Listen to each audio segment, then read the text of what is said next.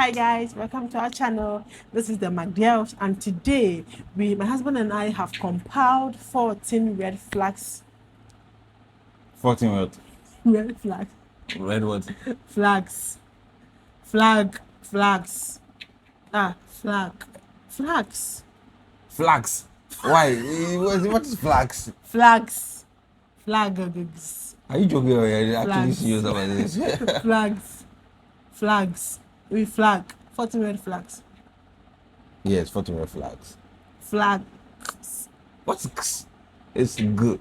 Flags. 14 red flags.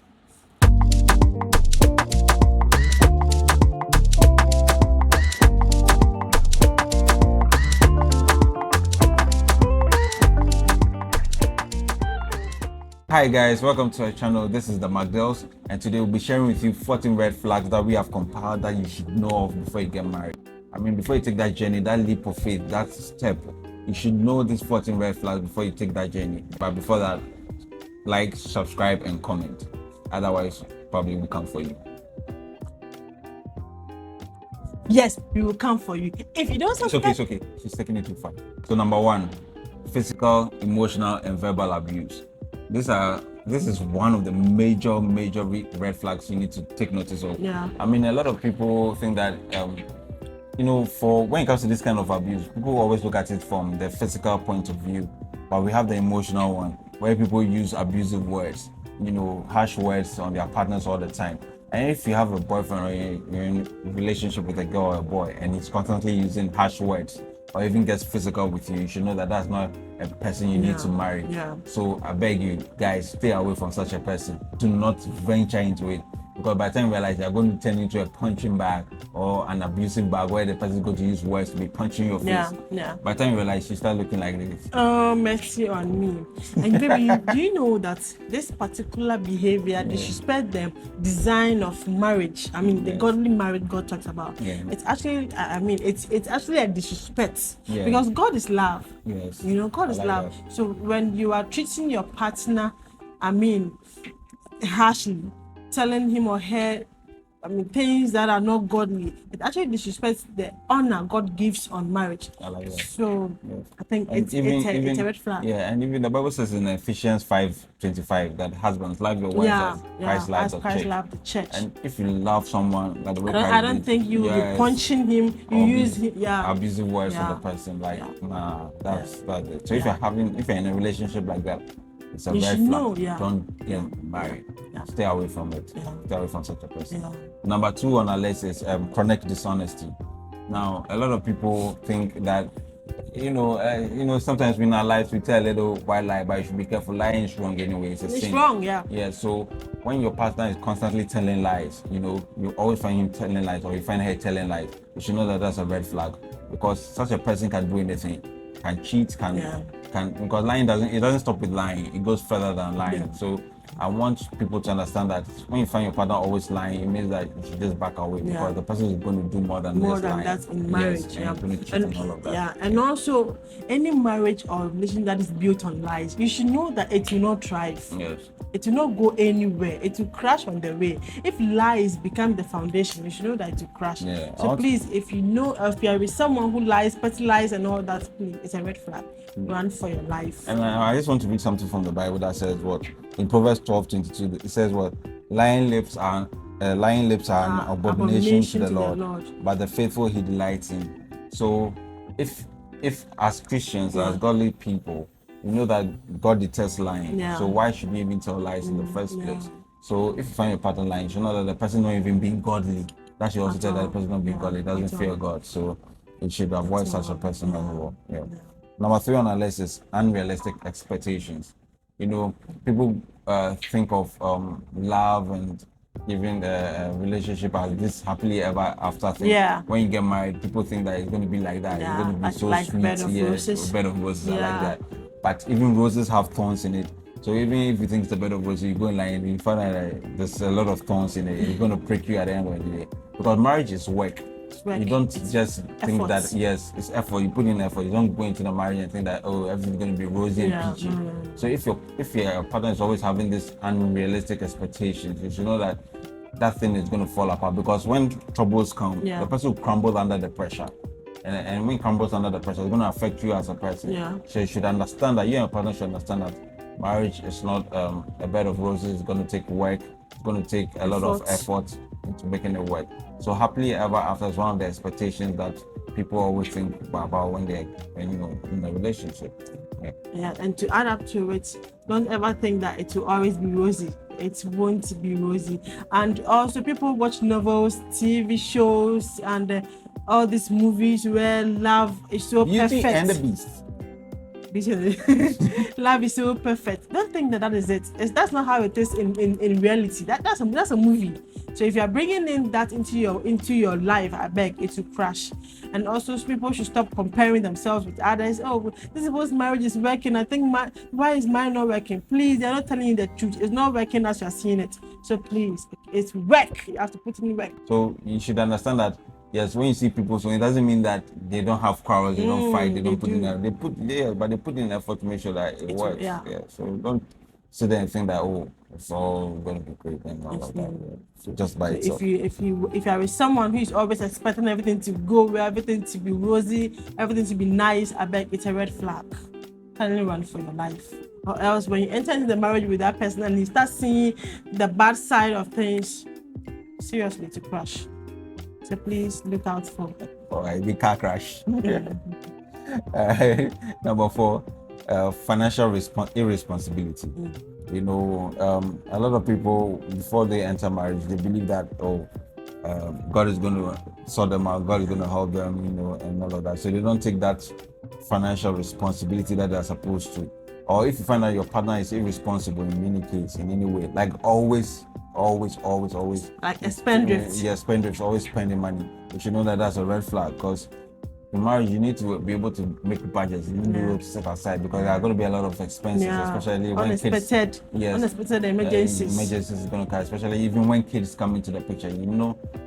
Taking care of a kid is not like using like a little piece of dollar to take care of the child. It requires a lot of money to be able to take care of your children and to make their lives also comfortable. You don't want your kids to suffer. When it comes to financial responsibility as well, is that when you have a budget, it helps you to take care of the nitty-gritties that may come up with, because you set aside money for emergency, set aside money for health, for food and all of that. So ensure that everything is running smoothly.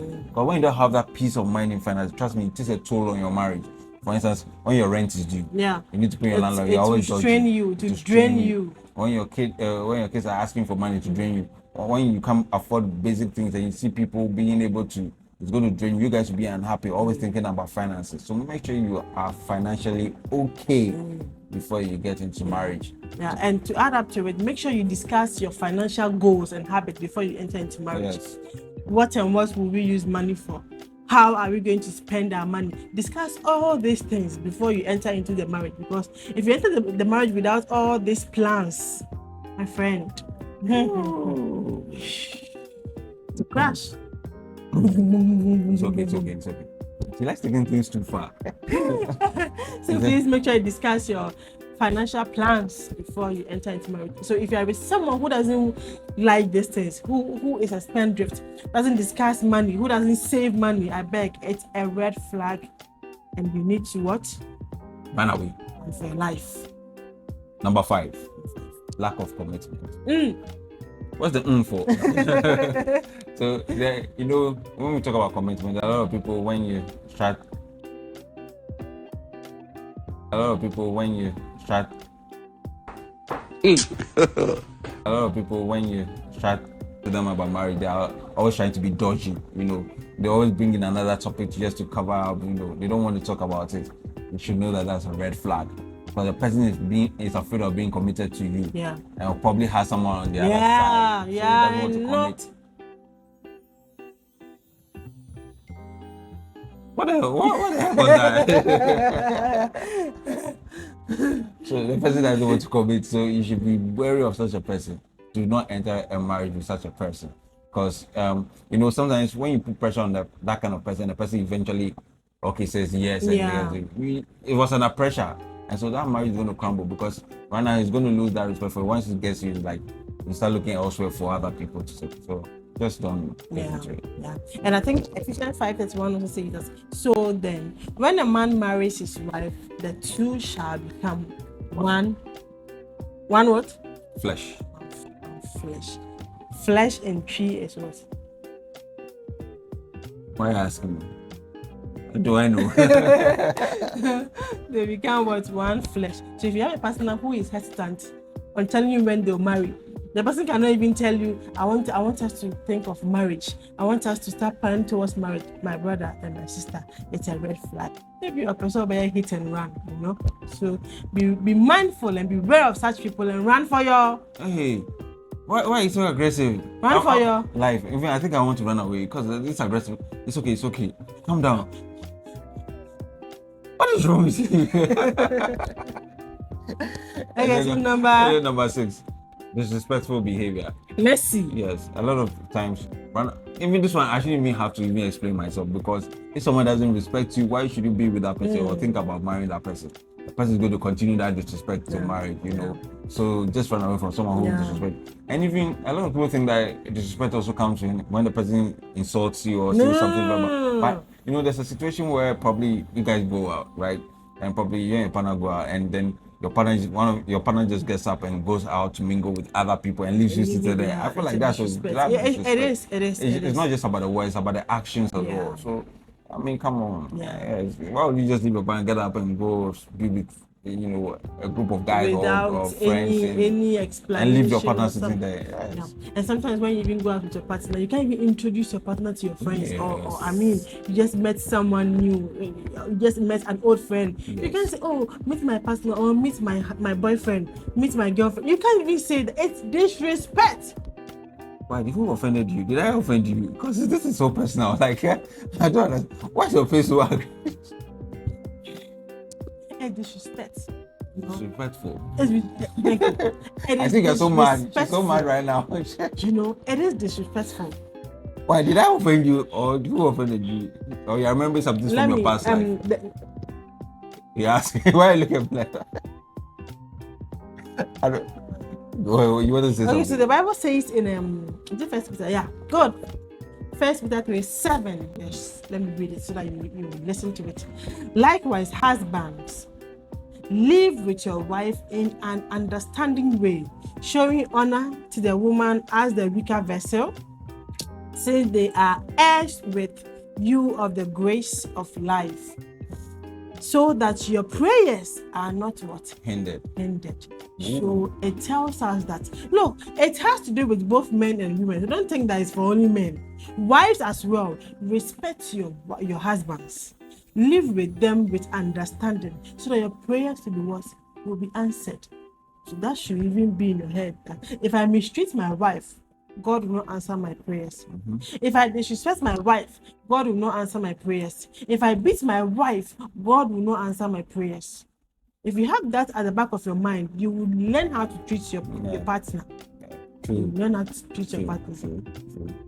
So please, if you are in a relationship with someone who doesn't respect you, you should know that person doesn't even respect God in the first place. So run for your life. Run for your life. Very, very important. Number. Let's go to number 7. Number 7, the constant need for validation. Yes. So in this case, you know, such people can be emotionally draining. Yeah, you know, very, very because every time they are always looking for you to validate their looks, compliment them all the time. And you know, it's okay when, of course, you have to compliment your partner, but some people do it to the point where it becomes excessive, that they even compare themselves to others. They'll be like, am I beautiful? Look at this person. You see how her waist is small.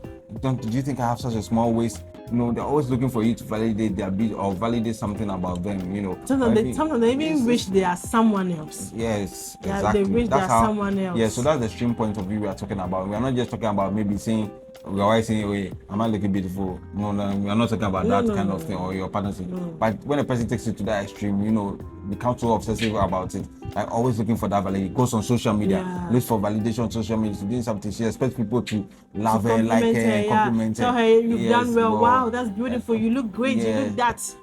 Look, you will not get it all the time. If you are with someone who is always looking out for you to tell him or her, you look great, wow, you've done well, wow, this is beautiful, I beg, it will drain you. Yes, we're talking about when it comes excessive, because it will drain you, and when it drains you like that, trust me, you're going to lose that affection you have for your partner, and that will lead you to do other things you don't want to. So that's what we're saying, avoid it, avoid such a person, or deal with it. You know, all these red flags were, and that's why we're telling you that these are red flags. You also know how you should deal with it. You know, sometimes people, you know, sometimes people are able to solve it by talking to their partner. They talk about it, and then they're able to resolve the issue and work towards it. They compromise and work towards it. That's part of the marriage process. So if you talk to your partner 1 or 2 times and they don't listen, then you should know that it's, I mean, that's how they are. It's their nature. So you better run for your life, or else you will be tired. So that constant need for validation, you need to be aware of it. Do not enter with someone who has that kind of validation. Always seeking opinion, seeking your opinion, seeking this, seeking that, opinions from others. All of that is not